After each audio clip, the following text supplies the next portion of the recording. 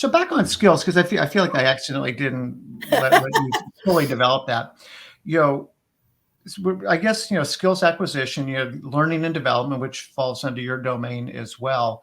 And then people architecting and authoring their career of like, this is what I want to learn more about. How Right. can you help me enhance my skills in this? Right. How much does a firm look to develop skills internally for folks versus organically acquire some of those skills?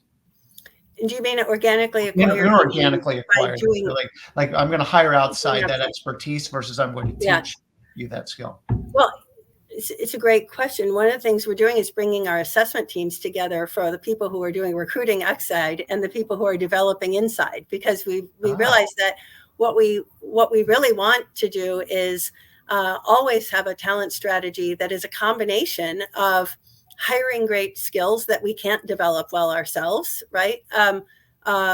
Also building skills either by creating apprenticeship programs internally or by partnering with others to do that, right? So that we're actually creating kind of new skills that maybe aren't out in the marketplace, if you will, and also building them among colleagues who are already, operating in our organization. So it really is a mix, and I think it's always a mistake if you end up focusing only on one of those, if you don't use the full kind of talent model.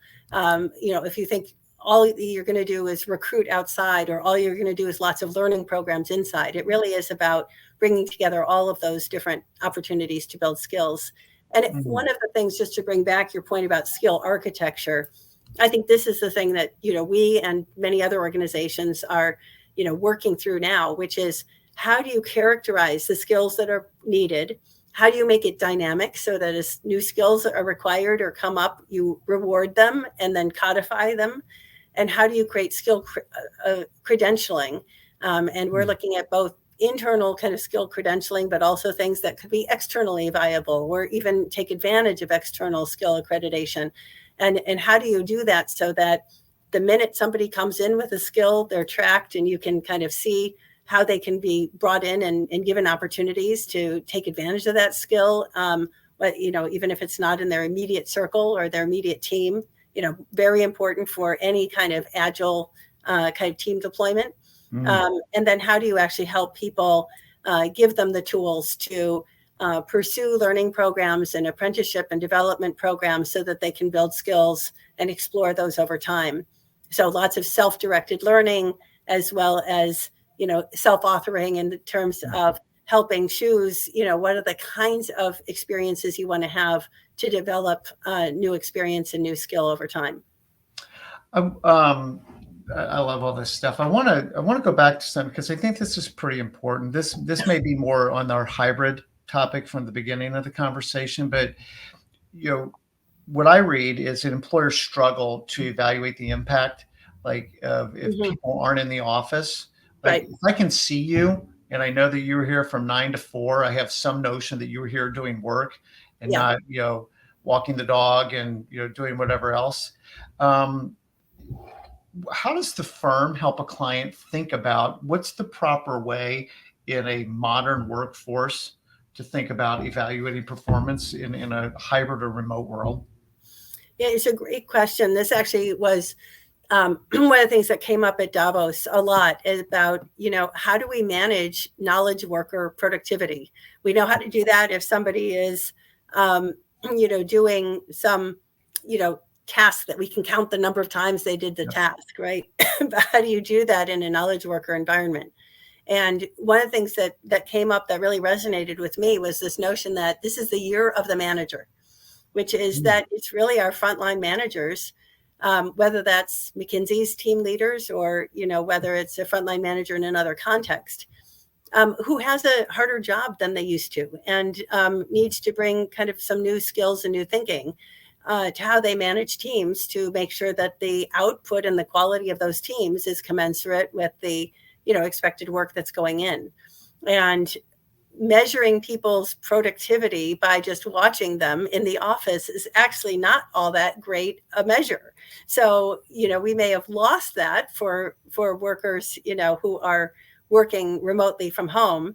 but it wasn't a great way to measure productivity anyway. It was really just a measure of face time, and I guess of focus. And there have been, long debates about whether people at home are more productive, less productive, et cetera. And the answer is, it depends. And so, how do we teach our managers to be better at thinking about what the objectives are, what the outcomes are that we're looking for? What does a work plan look like? How are people clear about what they should be accomplishing?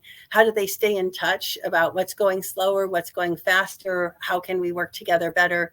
And how do we get people really motivated about really seeing, the outcome of their work and being proud of that and having, kind of an inherent motivation to drive, really great outcomes, which I think people want to, as we talked about what motivates people, that motivates people. But sometimes we make it so difficult to see kind of what you're plugging away on, how does it actually lead to something that's meaningful? And so it really is, I think, incumbent on an organization, but particularly on our frontline managers and supervisors to really help their teams bring this to life and to help manage their teams in an effective way. I think there's certainly efforts also to define productivity and try to create metrics, et cetera. But when I think about where I think the biggest kind of opportunity is, it is in leadership and management, learning and skill development.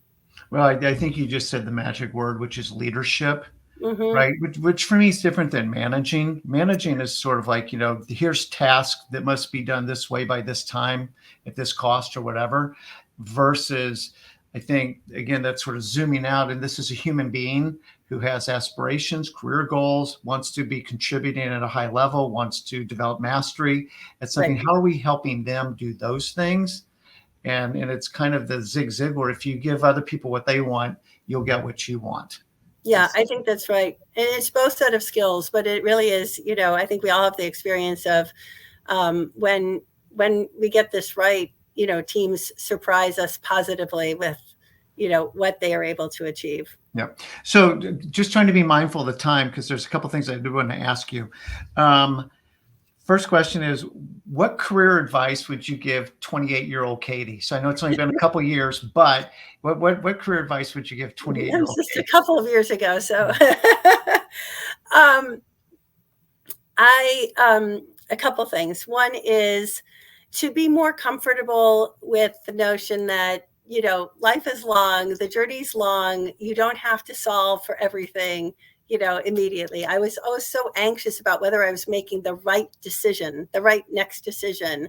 Was this the right choice for me? Was I doing well enough? Was I working in the right way? And, I think if you look over a longer time horizon, you give yourself more flexibility to achieve your goals and to be more flexible to opportunities that present themselves. When I look back at my career, it is a really interesting combination of long-term passions, that I've had from, high school days, and opportunities that I would have never expected. I would never have expected to be in the role I'm in now. And I absolutely love it. And it connects to long-term passions and long-term interests I've had.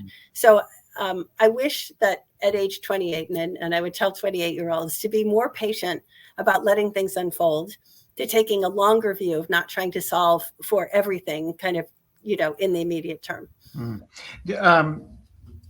You talked about like you're kind of feeling pressure to get like every little decision right.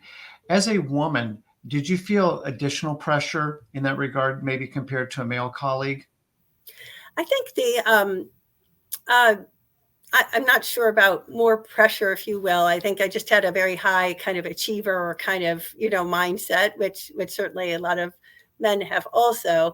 I think what I wish that I'd known at 28 was that my authentic style would be successful, and that I didn't need to try to be something that I'm not, try to be someone I'm not. I didn't need to find somebody, often we say, oh, if we can't see someone who's just like me, then we can't see how we'd be successful. And I ended up finding inspiration from lots of mentors, most of them, frankly, men, some women, none of whom were exactly like me, none of whom who operated like me or had my life. But but pulled kind of different qualities from each of them, kind of together. And so I think, I wish that I realized that what I've found now is the more I am kind of just who I am, not trying to be more serious or, or more something, the more successful I've been, the more I've just kind of, been who I am. And I wish I'd known that earlier. So I could probably ask you a few more questions, but I actually kind of want to end on that because that really resonates with me, that I can be successful being myself and that I don't need to pretend and try and be someone else. We teach, this is my inner McKinsey, but we teach the 4 C's to our clients, which is convictions. Like, who are you really? What do you truly believe? Who are you really? What are you really about?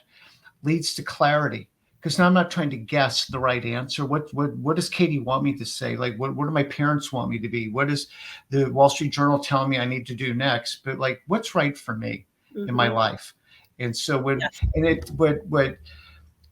clarity does is tells me what to say no to. As much as it tells me what to say yes to, it provides me a framework of what to say no to. That's not that it's wrong or it's bad. It's just not the right fit for me for whatever reason. And when we've got that clarity that's grounded in convictions, it leads to the 3rd C, which is confidence, right? And when we're confident, we can excel. And when we're confident, we sit up straighter, our eyes are more open, we modulate differently. And the beautiful thing, and it sounds like you've really experienced this, is when you've got that appropriate level of confidence and you're doing your job well because you're aligning yourself with things that you can do well, it's contagious. And that's where leaders really start to emerge, right? But it's all kind of grounded back in, and this is why what you said just so resonates with me, that you learn that you could be very successful being you. And I think that's such a great life lesson. So I appreciate you sharing that. Yeah, absolutely. Bob, this has been a pleasure. No, likewise. Obviously, the firm puts out a ton of thought leadership and quality things. Where can people go to learn more and maybe tap into some of the firm's leadership? Well, McKinsey.com has a wealth of our research and articles and information about every possible topic. And what we provided you here is the specific area where you can see all of our work on people and organizational performance topics. So awesome. Topics about hybrid and virtual work and the Great Resignation, the Great Renegotiation, all of those things you can read about there. Yeah, well, and again, the firm just puts out world-class content, and it's there for the taking. So I would just really encourage people to do that. But Katy, I am just so appreciative of our time together. Thank you. It's been great to get to know you, and I can see why you've done very well. You're equal parts very nice, genuine, authentic, wicked smart. You put that together. That sounds pretty successful. So thank you. Very kind of you to say. Thank you, Bob.